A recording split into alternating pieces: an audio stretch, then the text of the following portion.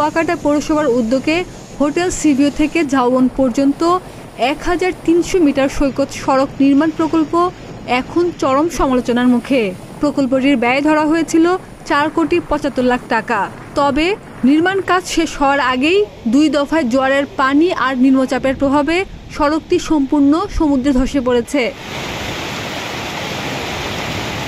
বিশেষ করে গত কয়েকদিনের লঘুচাপের প্রভাবে সাগরের পানির উচ্চতা বৃদ্ধি পেয়েছে, ফলে সমুদ্রের ঢেউয়ের ভাঙনের তীব্রতাও বেড়েছে।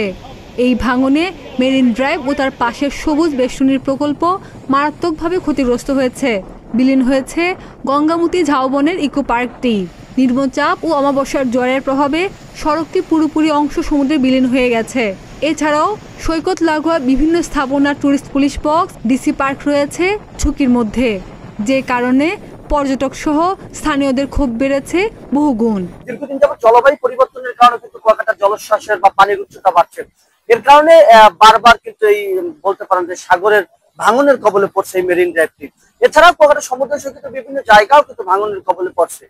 তবে টেকসই বলতে পারেন যে প্রোটেকশন না দেওয়ার কারণে আজকে কুয়াকাটায় এই সমস্যাটার সম্মুখীন হতে হয়েছে। সৈকত রক্ষা যে বাড়তি আপনারা দেখতে পাচ্ছেন যে ইতিমধ্যে সমুদ্রের গর্ভে বিলীন হয়ে গিয়েছেন। গভর্নমেন্টের এত বড় একটি প্রজেক্ট, এত বড় একটা পরিকল্পনা কুয়াকাটা সাজানোর জন্য কিন্তু আসলে সেটা অপরিকল্পিত ভাবে এটা করার কারণে আসলে এটা বিলীন হয়ে গেছে। এর আগে যখন পূর্ণিমার জোয়ার ছিল তখন এটা কিছু অংশ ভেঙে গেছে, বাকিটা অমাবস্যার জোয়ারে। গত ২৯ মে ঘূর্ণিঝড় শক্তির হামলার পর কলাপাড়া উপজেলা নির্বাহী কর্মকর্তা, কুয়াকাটা পৌরসভার প্রশাসক ও উপজেলা সহকারী কমিশনার ইয়াসিন সাদেককে প্রধান করে ৫ সদস্য বিশিষ্ট একটি তদন্ত কমিটি গঠন করা হয়।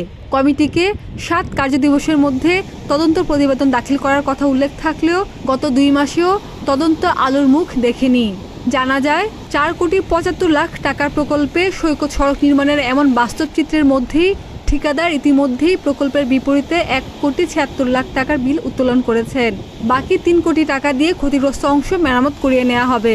সম্প্রতি বঙ্গোপসাগরের সৃষ্ট লঘুচাপের কারণে আমাদের কুয়াকাটার শোরলাইনে, সমুদ্র সৈকতের শোরলাইনে ব্যাপক ভাঙন সৃষ্টি হয়েছে, যেটা আমরা অবগত আছি। আমরা উপরস্থ কর্মকর্তাদেরকে অবহিত করেছি এবং তাদের নির্দেশে আমরা এই শোরলাইন ভাঙন প্রতিরোধে আজকেই আপৎকালীন জরুরি কাজ শুরু হবে। ডিসি পার্ক থেকে 0 পয়েন্ট এলাকা পর্যন্ত ১ কিলোমিটার জায়গা রক্ষায় পানি উন্নয়ন বোর্ড ও কুয়াকাটা পৌরসভার যৌথ উদ্যোগে একটি প্রকল্প গ্রহণ করা হয়েছে। এটা ম্যাসিভ যেরকম হওয়ার কথা ছিল সেরকমটা হয়নি, অল্পতে আমরা বেঁচে গেছি। তো এটা আমরা যখন এই দুর্যোগটা এখানে সৃষ্টি হয়েছে, এই বিষয়টি আমরা শুরুতেই ডিসি সাহেবের মাধ্যমে আমরা জানিয়েছিলাম, সচিব মহোদয়কে জানিয়েছিলাম। তখন হয়তো এতটা গুরুত্ব তারা দেয়নি, কিন্তু রিসেন্টলি গত সপ্তাহে যখন এটা এরকম হলো, আমরা আমাদের উপদেষ্টা মহোদয়ের দৃষ্টি আকর্ষণ করেছি। তো আলহামদুলিল্লাহ উপদেষ্টা মহোদয় মেসেজ পাওয়ার সাথে সাথেই উনি সিন করে আমাদেরকে পরামর্শ দিয়েছেন এবং তাৎক্ষণিকভাবে সচিব মহোদয়কে নির্দেশনা দিয়েছেন এবং সেই নির্দেশনার প্রেক্ষিতে আমরা কিছু বরাদ্দ পেয়েছি। প্রতি বছর জিও ব্যাগ দিয়ে নামমাত্র প্রকল্প হাতে নেওয়া হয়, যা সৈকত রক্ষায় কোনো কাজে আসে না।